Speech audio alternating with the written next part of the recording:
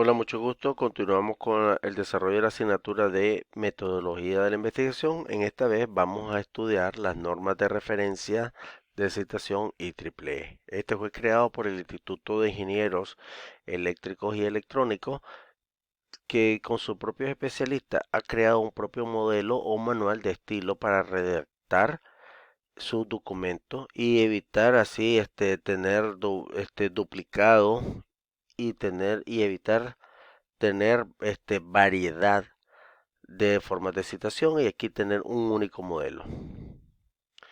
Dentro de este modelo de IEEE nosotros vamos a tener, esto se va a hacer referencia y todo se va a estar etiquetado o señalizado por medio de corchete y número.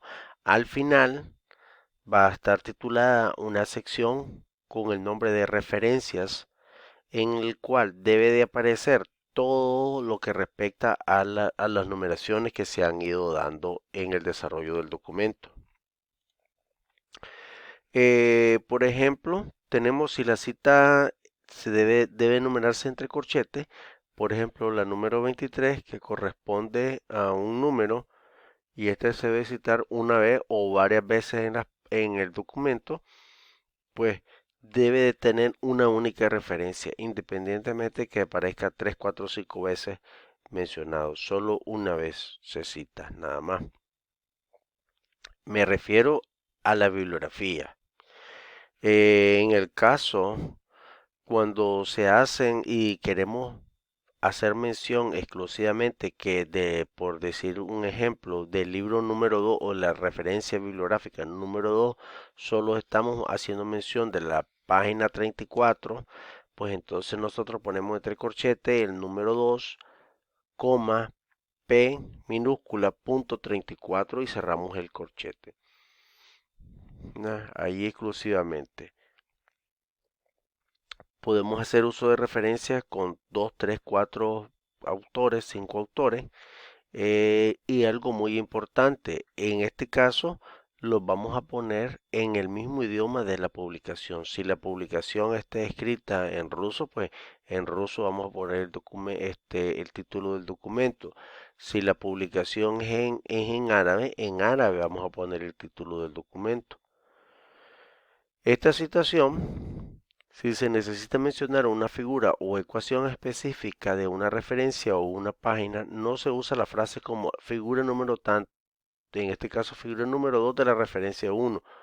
En su lugar se escribe corchete 1, figura punto 2. Eso hace referencia a que esa figura número 2 proviene de la referencia número 1. En el caso que fuese una ecuación, se hace la referencia número 1 y estoy tomando la ecuación número 2, eq.8. Y ese 8 va entre paréntesis y luego pongo mis corchetes.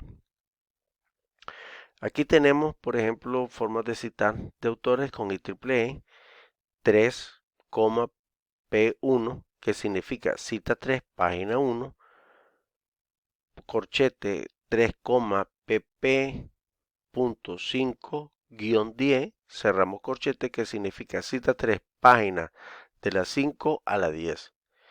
Tengo 3, S punto, paréntesis 2, cierro paréntesis, cierro corchete, que significa cita 3, ecuación 2. Luego tengo lo siguiente, abro corchete, 3, fig 1, fig.1, cierro corchete, que significa cita 3, figura número 1, y así sucesivamente. Miremos la última citación. Dice corchete 3, cap.2, pp510, que significa la cita número 3, capítulo 2, página de la 5 a la 10. Esta citación de la IEEE es accesible y es muy más práctica. Además, a título personal, pues considero que debería ser uno de los modelos de citación que nosotros deberíamos de utilizar, dado pues que también nosotros somos ingenieros en electrónica, computación, telecomunicaciones y eléctrica. Las normas básicas para referenciar es hacer una lista de referencia en el orden en que las fuentes son citados, es decir, en un orden numérico, no en orden alfabético. Al comienzo de cada nueva referencia se utiliza el mismo identificador numérico empleado en el texto, un número entre corchetes. Los datos para elaborar la referencia se indicarán en el idioma original. Los nombres de los autores deben de abreviarse poniendo las iniciales y luego los apellidos. Las referencias deben de incluir los nombres de todos los autores a menos que este número sea mayor que 6. Si hay más de 6 autores, pueden utilizar ET, AL, sin coma antes de ET y en cursiva. Después del nombre del primer autor, en la referencia se puede utilizar el, ET, AL o colocar el total de los autores. Si son libros, ahí tenemos la forma de referenciar los libros. Si tenemos artículos de revista, ahí tenemos la forma, el modelo de los artículos de referenciar las revistas. Eh, si son de conferencias, cómo escribir una introducción. Bien, una introducción es la parte que debe de escribirse en tiempo presente, porque se referencia principalmente al problema planteado y los conocimientos admitidos en la materia. Debe presentar el fundamento racional del estudio. Debe manifestar breve y claramente cuál es el propósito de estudio. Una buena introducción debe incluir exponer primero con toda claridad posible la naturaleza y el alcance del problema investigado. ¿Por qué se eligió ese tema y por qué es importante? 2. Revisar las publicaciones pertinentes para orientar al lector. Las revisiones de la bibliografía deben de presentarse de forma que el lector comprenda cuál era el problema. Contextualización de fondo. Se establece un entendimiento compartido entre el lector y el escritor sobre el tema que elabora o aborda de manera amplia. El planteamiento del problema tiene una condición de un conocimiento incompleto y la consecuencia de que existe una brecha del conocimiento. Respuesta al problema. Se puede establecer una solución implícita al final de la introducción o se puede presentar la respuesta en la conclusión. Una vez que se precisó el planteamiento del problema, el investigador debe de visualizar la manera práctica y concreta de contestar las preguntas de investigación y además de cumplir con los objetivos fijados. El término diseño se refiere al plan o estrategia concebida para obtener la información que se desea con el fin de responder al planteamiento del problema. La finalidad principal es describir el método de redacción cuidadosa de estas secciones. Es de importancia crítica porque exige que los resultados obtenidos para tener valor científico sean reproducibles y al final que los resultados se consideren reproducibles es necesario suministrar las bases para que otros puedan repetir los experimentos.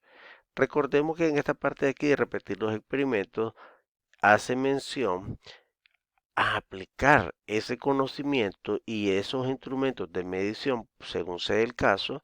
No es lo mismo la cantidad de contaminación que tiene la Ciudad de México con la cantidad de contaminación que tiene la ciudad de Masaya, la ciudad de Managua. No vamos a medir los altos niveles de temperatura de Canadá, ¿ya? La temperatura alta en Canadá con la temperatura alta en Egipto. No van a ser los mismos valores. Recordemos que para la gente en Canadá con 15 grados es demasiada temperatura. Ellos están más próximos al polo norte, por ende entonces sus niveles de temperatura son bajas. Entonces nosotros no podemos medir esto, no podemos venir y compararlo. No, los resultados no van a ser los mismos, pero sí podemos desarrollarlo para ver cuáles son las constantes que van a hacer que esos resultados varíen en el entorno. El orden de la presentación ordinario es el cronológico. El método debe de tener una descripción exacta. Se describe brevemente el análisis estadístico o el que se va a utilizar en el estudio. Se proponen etapas de trabajo como estrategias de investigación.